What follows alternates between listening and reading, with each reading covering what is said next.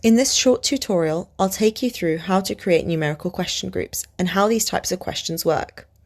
The first thing to be aware of is how question groups work on the Participant Hub. Each time you want to add a new question, you'll add what's called a question group. This is simply a group of questions of the same type. You can add just one question to a group or more if you'd like to. We have 4 different types of questions that you can add. Numerical questions appear to participants as a numerical slider. These are the question groups that really matter when you've chosen a design that requires statistical analysis to be undertaken. For example, if you've chosen a correlational design, you'll need to include at least 2 numerical groups in your questionnaire. When you first create a numerical question group, you'll need to give the group a title. This is so that when you view the analysis of your results, you can easily know which scale each section represents. You also have the option to add text. You can use this section to give participants instructions on how to complete this section of the questionnaire. You can also add media items to this section if you'd like to. This can be useful if, for example, you're doing a paired samples test and want participants to watch a video clip as a manipulation.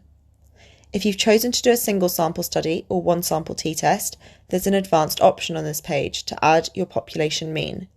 If you don't know it at this stage, you can leave the box blank and add it in the analysis section at the end. Once you've added your information, click Update and you'll be brought to this page, where you can view the information you've just added and start to add questions. If you'd like to change the title, text, or media items associated with the question group, click on the pencil icon, which will take you back to this page. Make your changes and click Update. From here, you can also delete the question group and start again if you'd like to by clicking on the bin icon. Click on the New Question button to get started with adding questions to your group. First, type in your question. Next, set the values that you'd like to appear on the numerical slider. These values will remain the same for all questions within this group. You can also add anchor points for each of the values.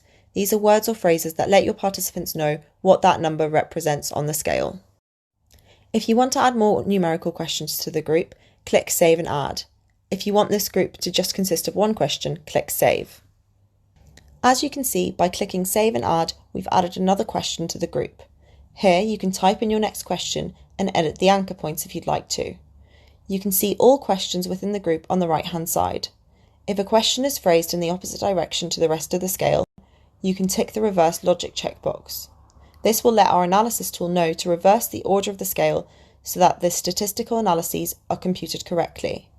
The way that participants see the scale will not be affected. Once you've added all the questions you'd like to add, click on Save and you'll be taken back to the question groups page. From here, you can go back and add another question. You can also change the numbers that appear on the scale by clicking Amend Group Values. Click on Update and Close to confirm your changes. Clicking the arrow next to each question will open a drop-down of the question. This gives you information about the minimum and maximum values, your anchor points, and whether the reverse logic box is ticked. If you'd like to make any changes to a question, click on the pencil icon. Click on Update to confirm your changes.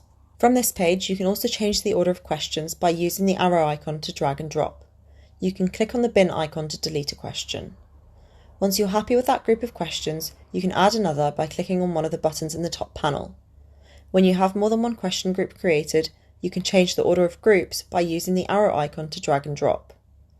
For information on the other types of question groups, check out the other video tutorials in our user guide.